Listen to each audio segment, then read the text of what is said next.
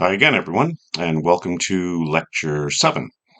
Now, today we're going to be doing a bit of a shift because so far in the course we've been looking at other articles, summarizing, and what have you. Well, now we're going to move the focus to your writing. And so for the rest of the course, basically, I'll be trying to help you with all I can when it comes to paragraphing, structure, definitions, what have you. Okay? So that's basically where we're heading. All right. So today I'm going to look at definition and paragraphing, and then and a few other things as well. And then I'm going to give you a template for your outline. All right. So in other words, if you've been curious about, well, what do you mean by an outline? It's pretty basic, pretty straightforward. So I've given you an example. And then I've also included the same template, but I've added a couple of things in a different file in Lecture 7 module. All right. So when you go to look at Lecture 7 and you're watching this video, you'll also see there's actually an outline template. It's not much different from what I'm going to do here. All right. But anyway, other than that, yeah, I think we're ready to go. So, all right. So let's start then with definition. Okay. When do we define? That's a key concept when it comes to your writing. Let's just say I'm writing an essay and I come up with a word. I introduce a word on page 4, and the word is somnambulist. Okay. Now, that may be a word that you might not know or many readers may not know. Should I define that? Well, the answer is no. Just because I introduce a new word on page 4 of an essay, and it may be the only time I ever use it, well, then it's kind of up to the reader to figure that out. Somnambulist simply means a sleepwalker, okay? Someone who walks in their sleep. But just because it's a big word or an unknown word or what have you, it doesn't mean you have to define everything. I think you would know that, right? But the answer you want is, well, when do I define? Okay? And how do I begin? There's a good joke on that from Monty Python, but I don't know if I should say it. I'll say it anyway. So in Monty Python's The Life of Brian, there is this godlike. Everyone thinks there's this godlike figure. Okay, and sorry, it just makes me laugh every time. But he's not. He's not. He's just a guy. But people keep following him around and wanting wisdom and all of that. And it's like, well, I don't. So anyway, finally, he turns to these people who are following him and just says to them, "Fuck off." And one guy in the crowd looks at him with anguish and says, "But how do we fuck off?" Anyway, okay. So there's your joke of the day. All right. So the idea is, okay, the reader sometimes has to look up words. All right. That was a good one, by the way. But the reader sometimes has to look up words, but not always. Sorry. The reader has to look up words, but sometimes you may have to define. So the question becomes then, how do I define? When do I define? All right, here we go. So knowing when to define, all right, it's a very important skill for a writer, as we can see from the notes. So basically, when you're defining, you're more or less creating a kind of agreement between the writer and the reader, because there are some words that can have many different meanings. And I'll show you exactly what I mean as we go through this today. All right. So there are basically two ways to define. The simplest way of saying it is the short way and the long way. But the short way is actually what you will want to know, and that's called a formal definition. Now, again, you don't have to write that down. It's right there in your notes. But in a formal definition, the writer explains in a sentence, okay, a word that may be unknown to the reader. Now, that sounds like a contradiction from what I just said earlier. Wait a second. We'll start to get more specific. When do we actually do it? All right. So you should include a definition when you introduce an unfamiliar word or concept, or whenever you assign a particular meaning to a general term in the thesis. Okay? So when you set up your thesis, basically, you're setting up the foundations of agreement with the reader. So let's get into that, and we'll see exactly what I mean. Any term that requires definition from the thesis, okay, should be defined in the first sentence of your second paragraph. So you may have a word in your introduction in the thesis, which should be the last sentence of your introduction, Then once you have that, once you've introduced that word, I've got lots of examples to give you, okay? Once you've introduced a word like that, then make sure you define it very, very early in the essay. There's no point in using that term throughout the essay without defining it, right, very early. And I would suggest that the nicest way to set up structure of a paper is to set it up at the very first sentence in your second paragraph, the first paragraph after your introduction. All right? That works really nicely because then you're free to use the term, right, for the rest of the paper. But you still have to set up your definition, exactly what you mean by that early on. And so, if you don't, okay, if you don't do that with ambiguous words or terms, words that could have many, many meanings, then you leave the reader wondering, well, what are the different possibilities, right, of this term? Okay, believe me, you'll see in just a second what I mean. All right, now. There is a second way. I don't even know if I need to go into this with you for this course, but I will introduce the idea. There is a second way that we can also define. So the first one, formal definition, the usual one, where you have, a sentence which defines the term. Believe me, I'm going to get into that quite a bit in just a second. Then you also have something known as an extended definition. And an extended definition, that's where literally you could write an entire book on the meaning of one word. And so obviously we don't need to worry about that for this course. But when you start to get into graduate school, or at least third and fourth year, you may want to write a paper, maybe not a book, but you may want to write a paper on that concept. All right. So it's basically a form of writing in which the word, idea, or phenomenon basically is the subject of the entire paper. So let me just give you, I'll give you a quick one. All right. Extended definition is required when the nature of the thing to be defined is incredibly complex. And so basically explaining what it is in detail is the writer's goal. So let's just take a quick example here. All right. When we define, I'm going to do both formal and extended, but I'm going to concentrate on formal. So when we define, think of a word like metaphysics. My goodness. I mean, like some of you may know that word, but what does that actually mean? It can mean many things depending upon the context of the writing. So that might be a word. I'll give you another example, but that might be a word that lends itself to extended definition. Another one, an interesting one, would be modernism, right? For those of you who are in the arts, oh no, I shouldn't even say that. Like many disciplines deal with the word modern. What do we actually mean by that? Modern, in terms of the context, doesn't necessarily mean contemporary, right? Contemporary means now, but modernism deals with a very specific era, depending upon your subject of study. So that would be another example right there. If you were to go to the library database, and if you looked at the word modernism, you would find so many different examples, so many books that have been written on the subject, literally full books that have been written on the subject to try and define exactly what we mean, the parameters, etc. All right. So, but we're not worried about that for first year course, right? Or at least for this course, we're more worried about a formal definition, right? And that's really what we want to get to in the first part of the lecture today. All right.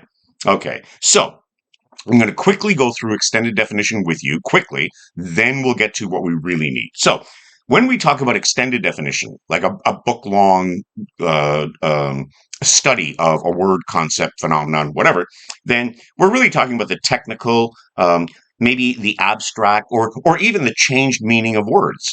There's an interesting one. We don't have to go through it right now, but words can change meaning over the years, right? Off the top of my head, I can think of a few.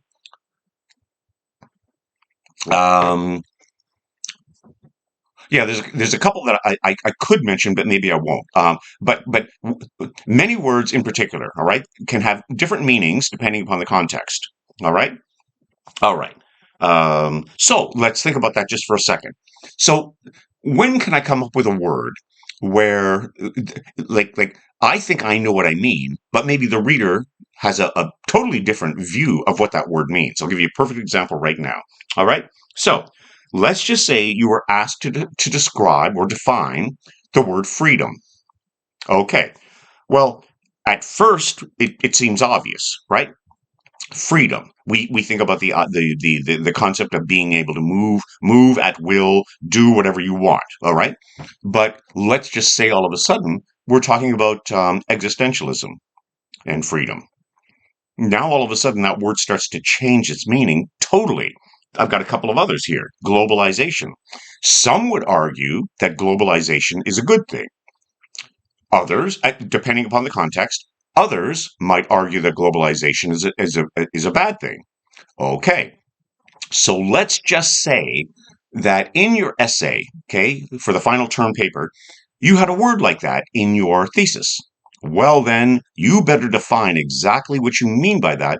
Otherwise, the reader's just confused, right? That's a perfect example right there. A word that can have a positive or a negative connotation depending upon your meaning, okay, your intention. So be careful of words like that. And I can't help you with that for every paper you're going to write at university. You have to be aware of those things, right? Okay. So, but that's a really good example. The other word I have there is justice. And again, what do we mean by that? Like coming from whose point of view? But I think you can see what I'm getting at there. There are many, many, many examples of this. All right. And so, as I said, be aware. And I know it's difficult to be aware because you may have, what's the word I keep coming back to in writing? Your own bias, your own prejudice, right? And so you have to you have to make sure that the reader understands what you mean with key terms. All right. And remember, not everywhere in your paper, but in your thesis. Now, there may be one or two other points in your essay where you do think maybe I should define that. Society. Just kidding. But seriously though, yes, words like that.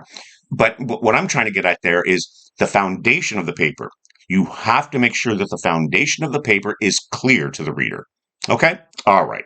So, um, so even though I say at the bottom of page 1, extended definition can also be used to clarify the way in which a particular term or meaning has changed over the years, the same could be true for a formal definition as well. Okay? All right. And so, in fact, let's get now a definition of the word definition. To define comes from the Latin, and it means literally to put a fence around. So think about it. You're going to put a fence around. You're going to set the parameters of meaning. That's what the word means. All right, or at least that's where it comes from. And so it's not. Well, I don't even need to talk about the last point there. But sometimes if you get really clever with your writing, definition can actually be used to persuade as well. And I'll talk about that more in lecture 8. All right. Yeah. Yeah, that can be a very useful tool if you're trying to manipulate your reader. And in fact, you're always trying to manipulate your reader if you're writing an argument. I mean, if we're going to be straightforward about it, right? Okay. So, now let's talk about constructing a formal definition. Okay? So now we're back to the first one, the one that you will need. You will need in your writing in undergraduate, all right? And in your undergraduate careers. So, it's basically the most logical way of thinking about a definition, but it may not be what you think it is. So, um, when we're creating a formal definition, we want to be careful not to create generalizations. That's really important. So that's why I have there, let's just say my definition is a turtle lives in water. Well, okay, I guess that's true, but so do many other creatures. So in other words, you didn't really hone in on what you actually mean. Okay? So therefore, don't begin a word for word definition from a dictionary. I'm going to repeat that. I know that sounds a bit odd. When I first came to university, okay, I immediately went to the library or to the bookstore and I bought a big dictionary, like a honking big dictionary, and a thesaurus. Later on, I realized those are two of the worst books I could have purchased for a number of reasons. All right, dictionary definitions do not work. They just simply do not work when it comes to academic writing. So, and I could give an hour lecture on that as well. Where do definitions come from? Language is not neutral. right? I mean, someone came up with these definitions to begin with, all right? And I could go into like for the English language, okay, for the American language, English American language, Webster, right? I'm sure many of you know that name, and I see that all the time in essays where Webster defines such and such as. Okay, like don't do that if you want a really high grade, all right? And and then in England, there were a couple of guys as well who started putting dictionaries together. But remember, these were their definitions. That's basically where a lot of our language comes from in English, right? Someone just decided, okay, that's what that means. And so what you will see, if you actually do a real a hard study in English in the English language, it's very sexist, it's very racist, right? Because these white guys in England decided, yeah, okay, well, we'll say that's what that means. All right. There's a couple of names I could throw at you, but let's not worry about it. All right. So anyway, and so my point being, well, all right. I'm saying basically, you don't give me a dictionary definition in a university paper. Like, don't just go to Webster's dictionary. We'll give the example and say irony. Okay, irony, and then give me the definition. Well, irony can mean a whole lot of different things. Another joke coming up, but anyway, irony can mean so many different things depending upon the context. There are several meanings to irony. All right, so there's situational irony, there's the verbal irony, there's oh my God, I could go on and on and on. Dramatic irony. For those of you, okay, for those of you who maybe remember Shakespeare in high school, well, irony could be an example of a soliloquy, right? Or soliloquy, where one character on stage is highlighted and everything else is dark. So the character now is actually talking to the audience, right? And giving the audience information that the rest of the characters in the play don't know. So now there was an agreement between that one character and the audience, regardless of what the character says for the rest of the play. Hamlet is maybe the most important, the most famous, right? To be or not to be, that is the question.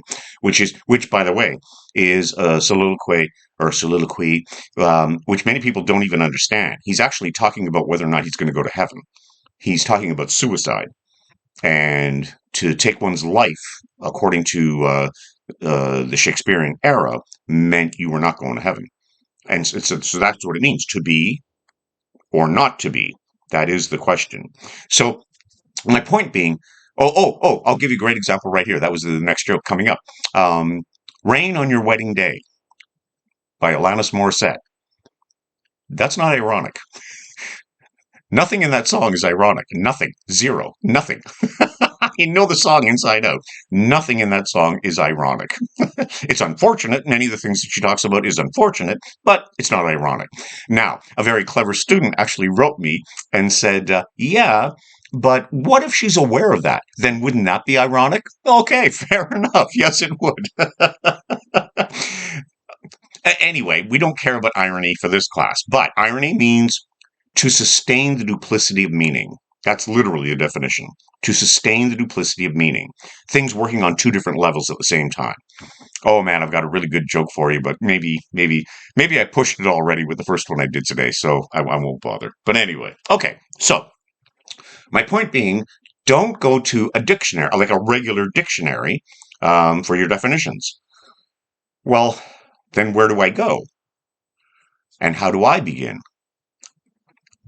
That love song of J. Alfred Prufrock once again. So where do I go? Well, as you get further on in your academic career, you'll start to see that you can find definitions from a variety of places. The library, articles that maybe you will choose, but you can also find reference texts. So every discipline has its own set of reference texts. I mean, my goodness, I could give you 100 for what I do for English, right? But each of you in each of your fields, they'll also have many. So the question then becomes, all right, how do I find the best reference texts or whatever? Well, you can play around with it online, right? You can just start to type in reference texts, criminology, or whatever. But then you could also talk to a librarian. And the university is set up for that, where you can make an appointment with a librarian just to get a feel for, what's the latest stuff that's out there. Because again, going back to what I said earlier, words change, meanings change, right? And so that's not a bad idea. It would take you like an hour out of your time, but learning how to use the library is like will really benefit you. Well, you by the time you get to third and fourth year, you'll have to. You may be able to get away with not really understanding the library in the first year, but why waste time? Get ahead of it. So reference texts, that's really, and we'll talk about that a bit in workshop as well. All right. Now, obviously I'm not an expert in other disciplines, right? But we can talk a bit more about, well, like what exactly do you mean by that? All right. But literally it means like, okay, I'll give you a quick one. When let's just say I'm looking at some theory, right? Maybe I'm writing a paper. I'm looking at theory for an article. Well, instead of going to Webster's dictionary once again, I might go to the Encyclopedia of Literary Theory. And literally, there is a reference text on that, and scholars have created that. As a matter of fact, one of the scholars who's created one of the best in the English language is in the Department of English here at the University of Ottawa. So in other words, you'll start to get a feel for these things as you move along in your career. You'll see. All right.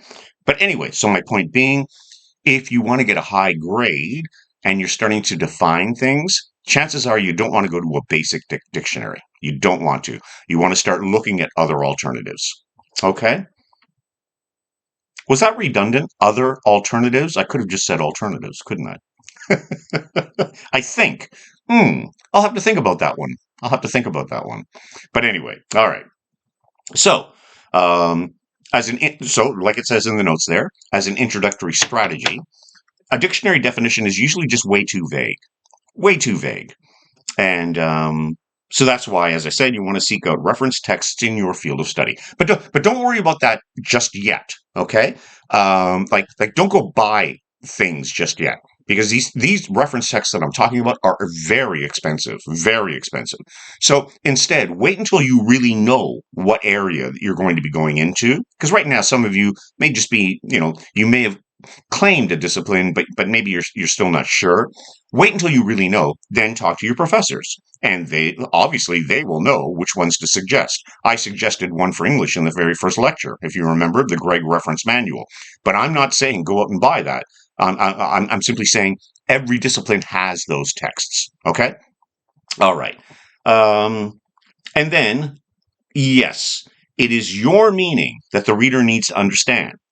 So different words, as I said, can have different meanings. So make sure you make it clear which meaning you intend. Okay? I know that was a bit repetitive, but this is really important. To define terms, believe it or not, to define your terms properly, before I start reading your final papers, I want to know exactly what you mean. So if you're throwing around a word, I had one paper last term, and this individual never defined what they meant. Therefore, I didn't have a clue what they were talking about. And I don't want to give the example because it was very political. And so I kept thinking, no, you feel very strongly towards this topic, but give this to anybody else, they wouldn't have unless someone agreed 100% with you and you were in that small little group, they wouldn't have a clue what you meant. I know the term, it's in my head right now, but I'm not going to give it. All right. So be aware of that. Okay. What did we talk about? I think in lecture 5, biases, prejudices, which I already mentioned. Watch out for things like that. Be aware. Okay. Just be aware. And then once you lay it out, fine. Then go ahead. Okay. All right. Okay. So, yes. Okay. Now I realize why I bolded that. It's your meaning that the reader needs to understand, not all the potential meanings of the word in the dictionary. Okay. So here's a perfect example. And it goes back to the word irony. I knew there was a reason why I was thinking about that. So in one essay I had, the person actually was defining irony. Irony, like according to Webster's, here's the worst way you can set up a definition. Okay, the worst. According to Webster's dictionary, comma, irony is defined as 1, definition, 2, definition. 3, definition. The person just gave me all the possible meanings of irony. It's like, well, I don't have a clue then what you mean by this, right? So, okay, just a bit of a joke there, but I think you get what I'm I think you get what I'm suggesting. All right, so be specific. Okay, yes. And then I'm sure all of you have known, you've heard of this term before. Avoid using the definition, avoid using in the definition a form of the word you were defining. So here's my perfect example. Adolescence is the state of being an adolescent. Oh, perfect. Okay, now I understand exactly what you mean. Right? And for those of you who have your hands raised now, yes, that is a circular definition. Okay, so don't do that. Anyway, maybe I'm going on a bit too long about this, but obviously a good definition, all right, a really strong definition, establishes clearly, logically, and precisely the boundaries of meaning. Remember, got from the Latin definire, right? The boundaries of meaning, to put a fence around.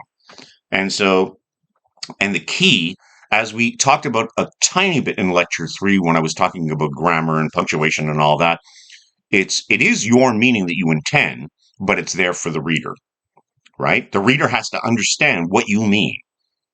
Okay, so remember that as well. Okay, all right.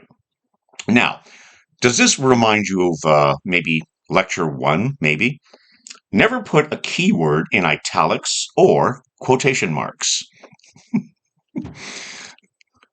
Thank you for the wonderful concert and wishing you the best in the coming years. Remember that? Yeah. Okay. So I've already tried to make that clear.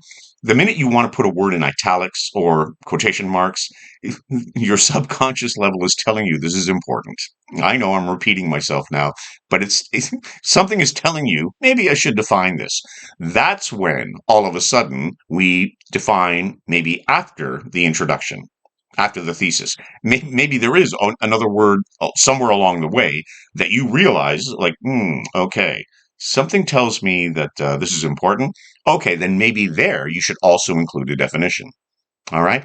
And so, again, we could talk about this forever because every paper will have a different context, a different situation. But I think there are your two good rules right there, right? Introduction, where you have a key term that may be ambiguous or have different meanings. Boom, you got to define that. Do it in the first sentence in paragraph 2. But every once in a while, you may, especially in longer papers, you may have then another word or concept that you feel the need to put into italics or quotation marks. All right, then probably you may want to think about defining that as well. Especially if you're going to be using a word or concept like that throughout, right? So I know I'm being a bit vague there, but there isn't one specific way of saying you got to do it exactly here every time. It doesn't work that way. All right. Each paper is different, but we do know that in the introduction, in the thesis, yes, that's where you want to think about that. Okay.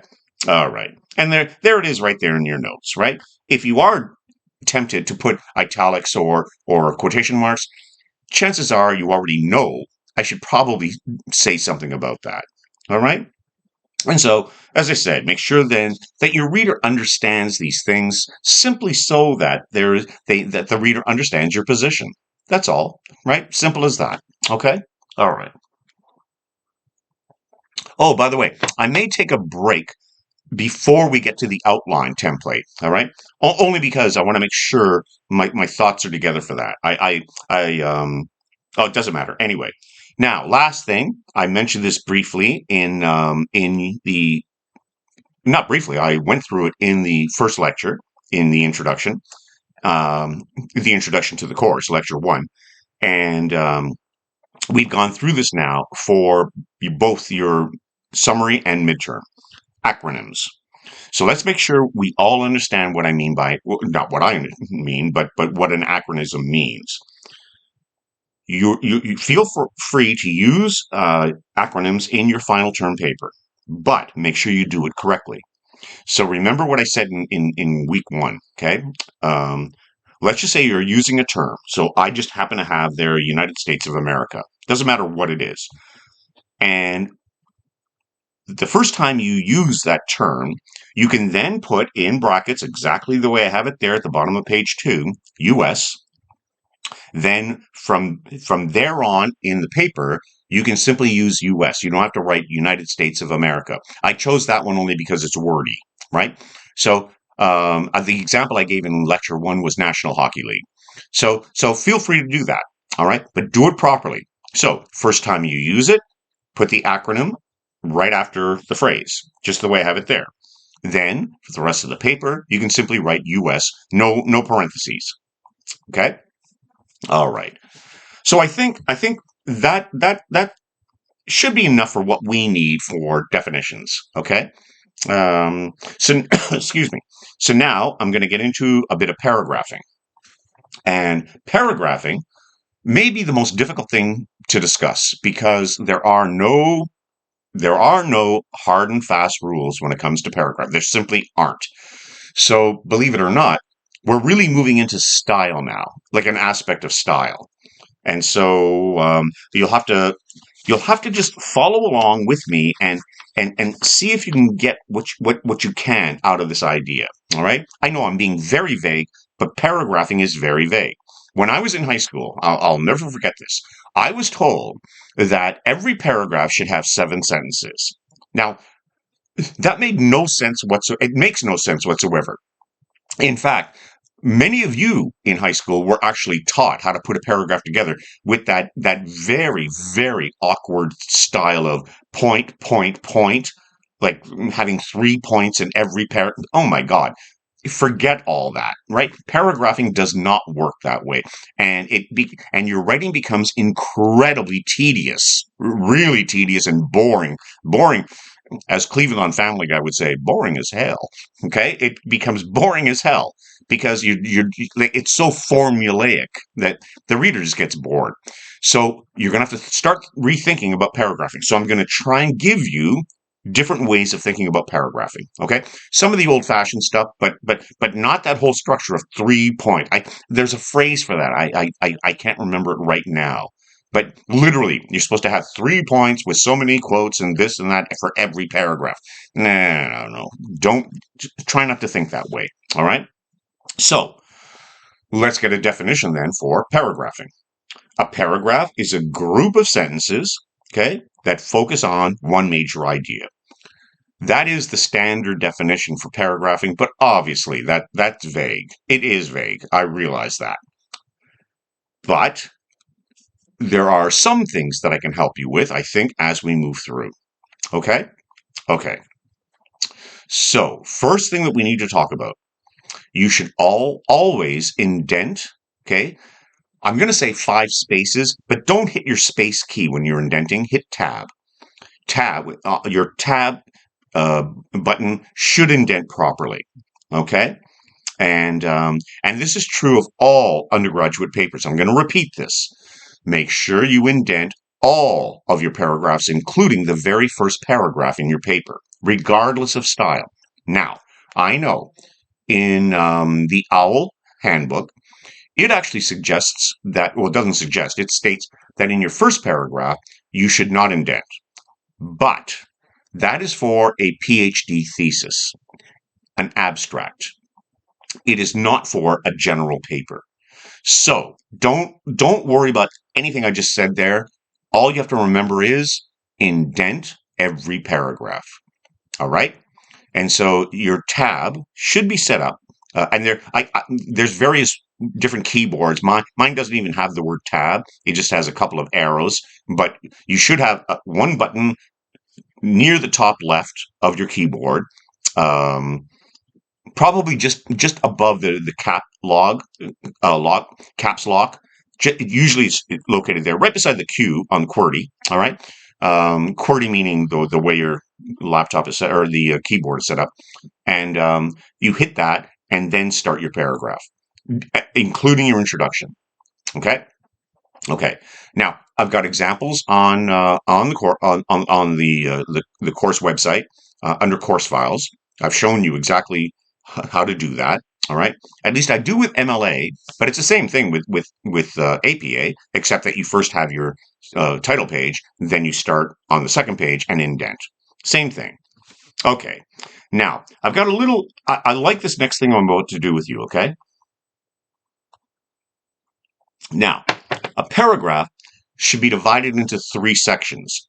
Now, I'm not going back to the whole, point thing with elaboration, quote, like fitting it all in as a puzzle. But when I say three sections or three areas, you should have basically, this is the basic outline for any paragraph, any academic paragraph, right? Journalism, very different, very different. All right.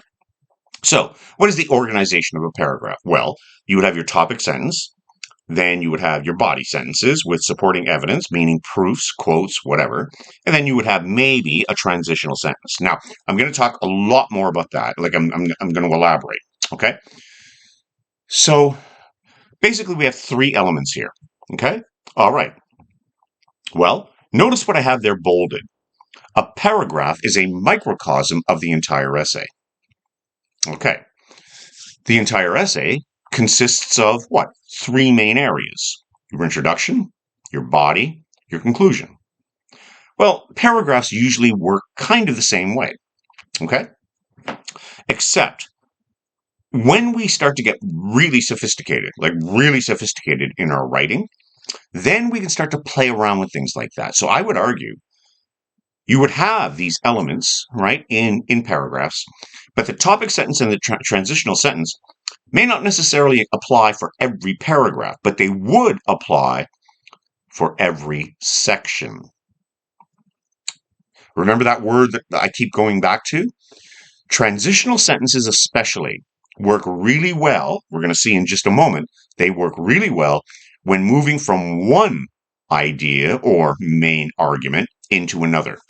And so we're going to come back to that in just a second, right? Yeah. If you remember back to the paragraph that I had on imperialism, I believe, I'm going to cheat here just a second.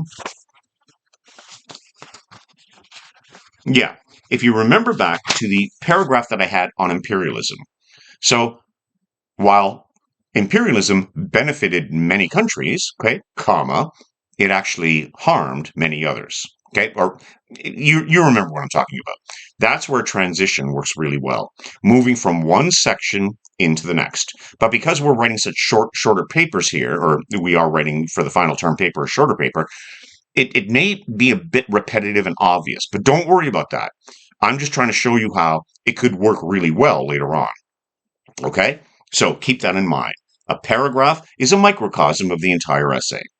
Okay, but as I said, try to avoid that whole, I wish I could remember the phrase. There's a phrase for it where you have like your area of argument within each paragraph and all of that. It just becomes clunky and obvious. All right. And so I think you guys know most of this, so I'm just going to go through it very quickly and then have a couple of reminders.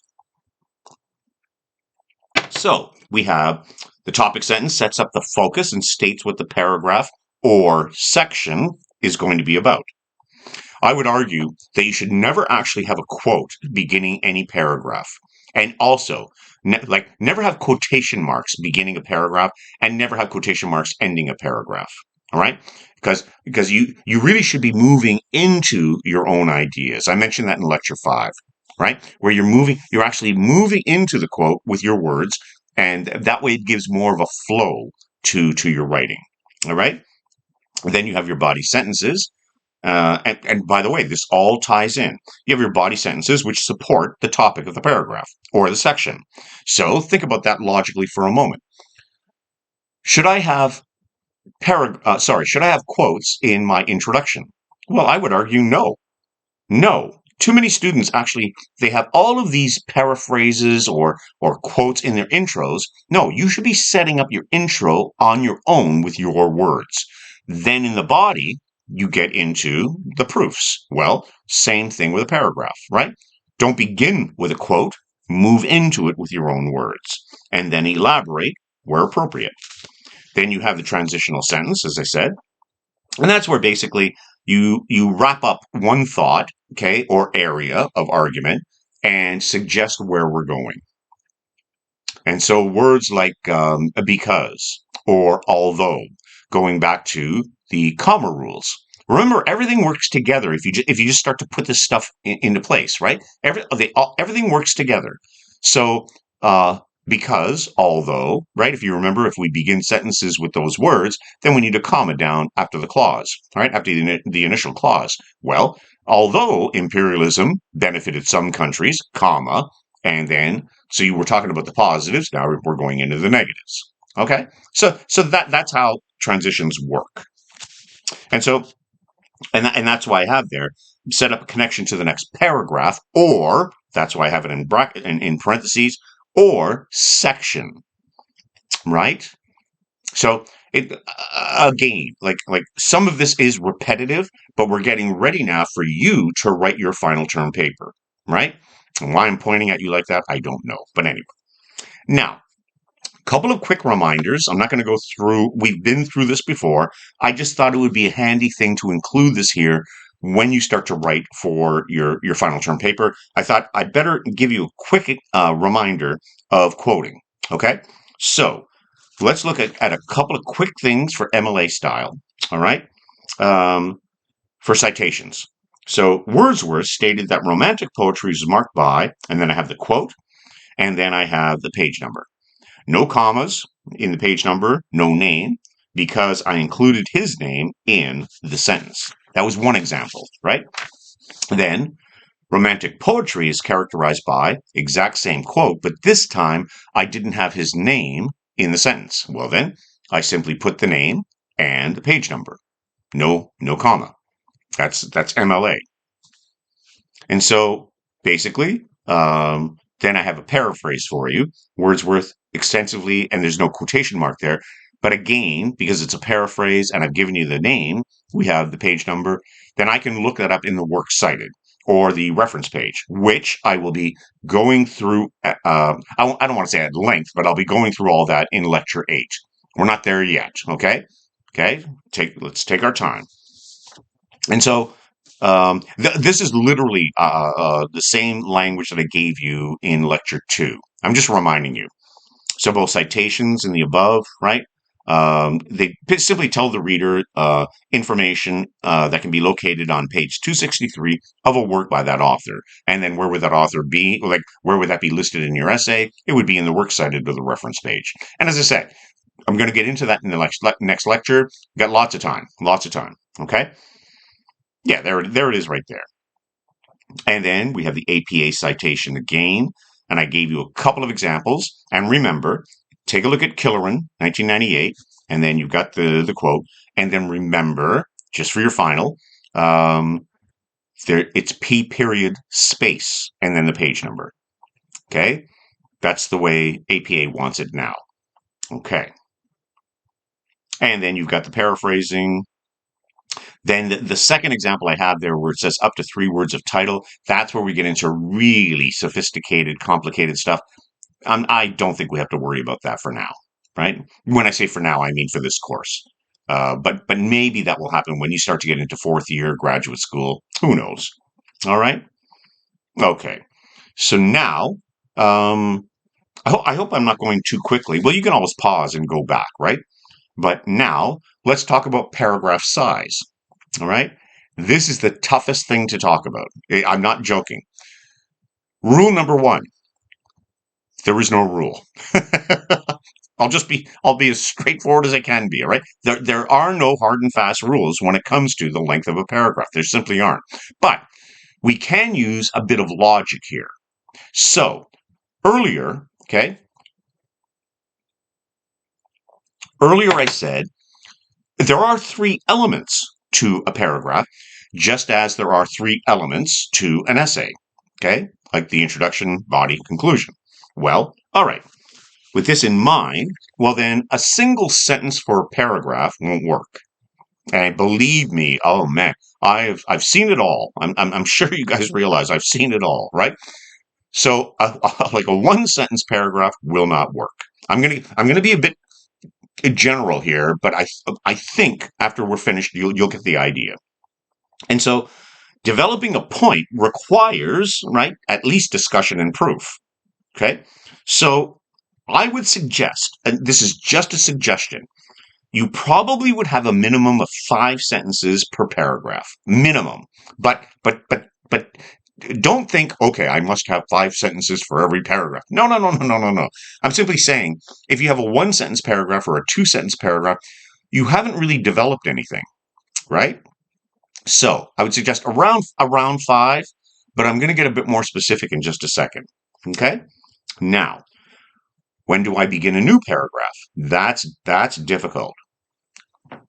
Maybe not.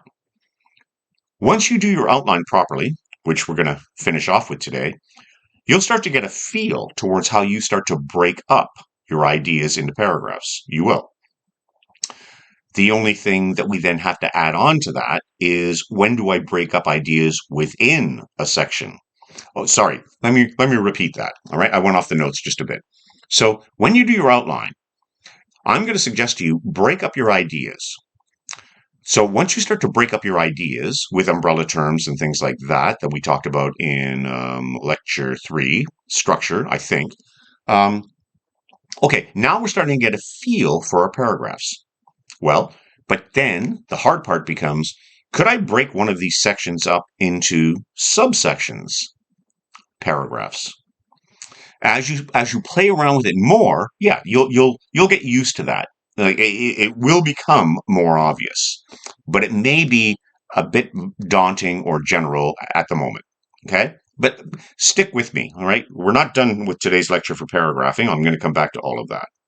So that's why in the notes I have, a shift in focus will usually suggest, okay, it's definitely time to start a new paragraph. Well, a shift in focus. Maybe I'm talking about economics. Then I'm talking about the environment.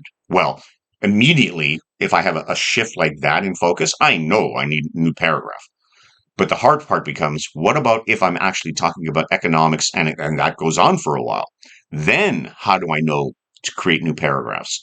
That becomes a bit more difficult. But again, we'll talk about that as we move along. Okay? All right. And so, that's why I say right there, some of these notes I don't even need, right? But sections. Once you start to figure out sections, that actually helps you with your paragraphing. They kind of work together as well. Like I said, everything works together if you just follow what I'm doing, right? Now, in general, and I know, I'm almost contradicting myself when I say it should be this long, but in general, strong paragraphs should be about a half, and then I don't even really want to say the next thing, but I will, to 3/4 of a page at the most. Okay, double spaced. Half a page, that is about right for a paragraph. Why? That's why at the very bottom of page 4, I have, think about when you are reading. What do I mean by that? Okay. So you have a chapter to read for tomorrow, okay, from one of your textbooks or online or whatever, and you're getting tired. So maybe you already got yourself ready for bed. So you're now reading in bed with the light on beside you, behind you. You start to cheat, as we all do, thinking, God, like how much more do I have to read? So you start flipping the pages just to see, okay, do I have 2 pages left, 3? And you notice that you've got 5 pages left, but there are absolutely no breaks at all. No indentations. It's all material. I have a funny feeling you just went to bed. You just went to sleep. And I don't blame you. In other words, God, I've got all this more to read, and no thanks. Okay. I'm marking your paper. And it's not really developing very well. And your paragraphs are a page and a half to 2 pages long each, because you were taught the 5-paragraph model. Am I right? Yes, I'm right. So I'm reading your paper and I'm getting tired. So I start to flip through and it's just, oh my God, this thing just goes on forever. And there's no breaks. Yeah, sorry, but you didn't get an A on that one. Now, obviously, I'm joking a bit, but think about your paragraphing for the reader. If you have paragraphs that go like a page and a half, oh my God, the reader cannot make sense out of that material. And because you were taught the 5 paragraph model, you basically you think, okay, that's the way all paragraphs should be. No, no, no. Break your paragraphs up. Because if I asked you, I'm not going to, but if I asked you to write a 10-page paper, my goodness, those paragraphs would be 3 pages long, right? If you're using the 5 paragraph model. There is no such thing as the 5 paragraph model anymore. Get it out of your heads. All right. All right. Get it out of your heads. No 5 paragraph model. Okay. So it's a terrible rule. I know. Like, in other words, it isn't a rule, but half a page double space is usually about the right size for a paragraph. The minute you start getting a bit longer, the reader just starts losing interest. You could probably break up a 3/4 page paragraph. You could probably break up into 2 paragraphs easily. I shouldn't say you could, like you can. So think about that. Think about your reader. Yes, the information you provide is important, but the way in which but the way in which you apply it, sorry, the way in which you give it to the reader matters. All right. Okay. So think about that. I don't know why I had a mental block there. I couldn't finish that sentence, but anyway, some people have a way with the English language, and some people have not way. It was time for a joke, right? We're 51 minutes into the lecture. Anyway, all right. Okay. So now at the end here, yes. Okay. So now we'll start talking about your outline. Okay. Like what exactly am I looking for? And it's nothing special. It's pretty straightforward, but you do not want to simply give me a whole lot of points, like random points without any kind of focus or structure. So I figured we'll end off today.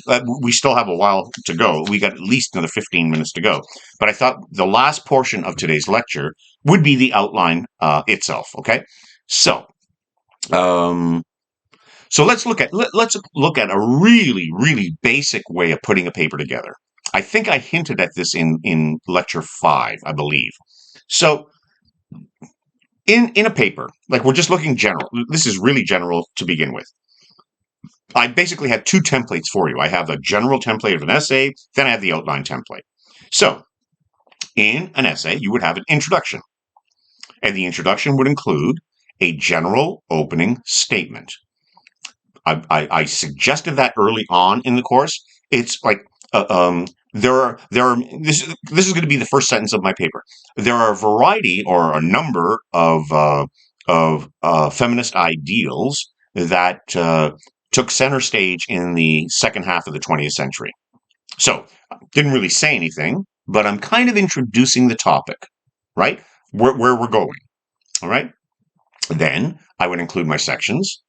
So again, this has nothing to do with feminism now, or it could, but I just mean like economics, environment, or what, philosophical, whatever. You're basically giving the roadmap now, the roadmap of how the paper will unfold. And I'm not joking. This seems so simplistic when I'm giving you here, but boy, if you can follow this, your paper will develop. Okay, rather than simply going nowhere with just general ideas. Okay. And so, if I were to set it up that way, okay, I would then follow it with a thesis. And we'll talk more about that in lecture 8, where how do we actually construct a thesis? There are different ways. We each have our own styles. And so I'll throw a couple of examples at you. Like I have one way I like to do it, but doesn't mean it's the right way. Okay. So you would have your thesis. Then if I set it up, I know this sounds simplistic, but if I set up the sections like A, B, and C, then I would deal with section A first, followed by B, followed by C, or whatever. Be consistent. Give the reader a roadmap. Make it flow, right? Make it nice and fluid. And that literally increases your grade. Okay. I'm not going to give you a rubric. Do not ever ask me for rubrics. Okay. But that gives your paper more of a flow by setting everything up nice at the beginning. Okay. All right. Then you would follow that with a conclusion. Now, can we talk just a tiny bit about a conclusion? Because there's not really much to talk about with a conclusion. In a conclusion, you simply reinforce what you just did and why. So you would somehow, not word for word, but somehow you would repeat the thesis. Okay, I just said repeat the thesis, but you would remind the reader of the thesis and why you made the argument you did. Simple as that.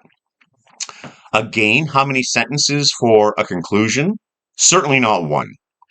Again, for some reason, many people, again, just from experience, not one. Try and get at least 3 or 4 sentences for your conclusion. Basically, as I said, reinforcing and reminding. Maybe that's the best way of saying it. You reinforce what you just did, reminding the reader. Sorry, you reinforce what you just did, and you remind the reader why you did it. That's actually the best way of thinking about it. Reinforce what you did and remind the reader why you did it. So if you remember our summaries or midterms, you introduce an idea at the beginning, then you come back to it at the end. And remember, I suggested that's exactly a strategy of finding a thesis. I mean, we're done with that. I realize that, but again, in a sense, I'm being repetitive, aren't I? Like we did that already, right? So there you go. Reinforce and remind. There's your conclusion. I can't be any more specific because, again, every paper is going to be different. Okay? All right. So now, couple of last points, then we'll get into the outline template. Yeah, I think we're okay with that. I have the word production bolded there, but literally you're not just writing a paper, you are producing a paper. Like you're working at it, right? So keep those things in mind. All right. That reminded me of the Smith song, but I won't say it. Keep me in mind. Well, I wonder. All right. Let's talk about your outline. Now, 2 points, or a couple of points.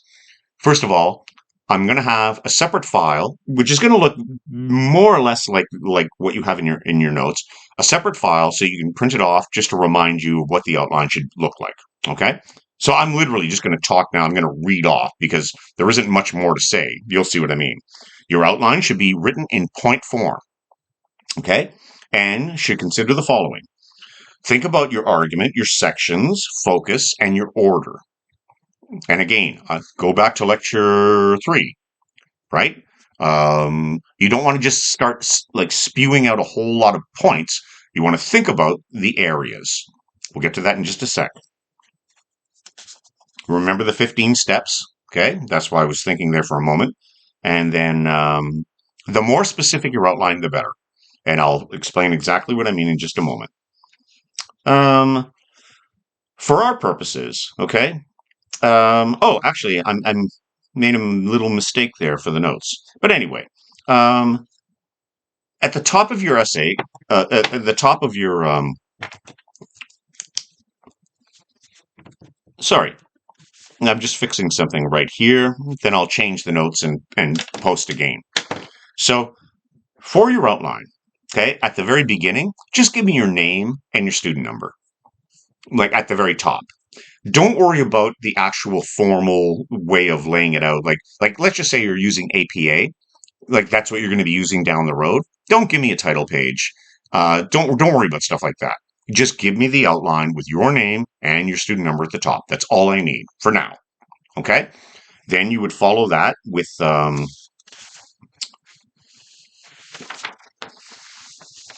yeah. Sorry, I'm just reading a couple of things here. Then you would follow that with making sure that it's in Times New Roman 12. Okay. And then on the next line, maybe give me, and notice the way I've written it there, thesis/topic or title. Okay. In other words, give me just something to give me an indication of where we're going. That's all. So this is kind of informal, until we start to get into a couple of other things. Okay. So I just want to make sure, I've got everything. Yeah. Okay. Now, we were talking today about definitions. Well, let's just say, actually, no, I'm getting a bit ahead of myself. So, a couple more points. keep the outline to about a page. Okay? Now, if you go over by a tiny bit, fine. But don't give me a 3-page outline. That doesn't make any sense whatsoever. If you do, chances are sources are doing all the work. So the outline should be about a page, point form. But as I said, maybe you go over by a couple of lines. Don't email me about that. Like that's okay. But don't give me a 3-page outline. And I have more to say about that in just a moment. So also make sure your voice is present in the outline. Don't let sources do all the work. Don't just give me a whole lot of quotes. Now, let's get into this specifically. All right. Now, begin the outline with your own words. Like as we start to get into the areas, we start with your yeah, there it is. Like after your thesis or section, or sorry, thesis or topic or title, then give me your first umbrella term. Now, it doesn't necessarily have to be a word or words on its own, right? But make sure it's clear this is the area I'm dealing with first. Start with your own words. Then maybe give me a quote. Back up whatever you're talking about with a quote. Now, you could give a citation at the end of the quote if you want, or you could just put the author's name, whatever. We're not too worried just yet, as I said, about works cited or reference page. But the more specific for the outline, the better. That's the best way of thinking about it. All right. And then, yeah, I think it's pretty clear there. Like, I don't need to talk too much about this. So you begin with your own words. You set up the foundation of the argument. So you quote in point form, right? Then maybe include a direct academic quote and citation. Yeah, I am repeating myself here. It's very, very clear. But as I said, the more specific the outline, the better. Okay. So rather than saying, in this area, I'll give a definition. Well, instead, give me the definition. Okay, give me the actual definition. Or, I'll give a quote. Well, no, give me the quote. That will tell me if you've done a bit of work on this or not, or if you've just done it off the top of your head. Okay, that's what I mean by the more specific, the better. All right. Then, and then, yeah, basically, you might have another point or maybe another quote or what have you. And then maybe at the end of your first area of argument, maybe you have one more point of your own, which connects ideas between, or connects between your ideas and the quotes. That's all. Then, where do we go from there? Section 2, same thing. Section 3, same thing. But you have a different area of focus for each, right? So I start to see that and I can see, yes, nice development. Then when I get your outline, I may be able to suggest, okay, I can see exactly how you've broken this up, but maybe section 3 works better as section 2. Or even like, I shouldn't say even better, but sometimes I might even say section 2 could be your entire paper because you have so many really good ideas, right? You could break that down. Well, isn't that funny? It goes back to what we started with today, paragraphing, right? So these are the kind of things I'll give you feedback on that to give you an idea of, okay, this looks really good, but maybe set it up this way. Like it may work even better this way. So, and that happens every once in a while where I get a really good outline, but there's just way too much information. So then I somehow block it off and say, could we break this into a paper on its own? But that's the whole process, right? Like basically, you'll get the outline back to you. I'll give you feedback. Then we'll work on the introduction, which we'll talk about next week, right? And a whole lot of other things as well. Okay. And so we're almost done for the day. You don't need a works cited or a reference page, right? Again, we're going to talk about that next week. Okay. So all you have to do for now, give me an outline with your name at the top and then with your name and student number at the top. But I don't care about formatting, right? If you decide down the road you're going to do MLA, you don't need all that information on the top left just for now because that's taking up way too much room. You only got one page, right? So don't worry about that. We're almost done. So, yeah, so the outline that I'm showing you right now, it's very general. I'm just trying to show you how do you plug information in for what I'm looking for. right? So final note, do not submit a prose outline. By that I mean literally, like words and words and words, paragraphs, paragraphs, paragraphs. I will fail that. I will fail a prose outline. You will not get a passing grade. For some reason, in the past, I've noticed this, that some students who haven't actually watched the lectures, they figure they can just write something off the top of their head and just submit it.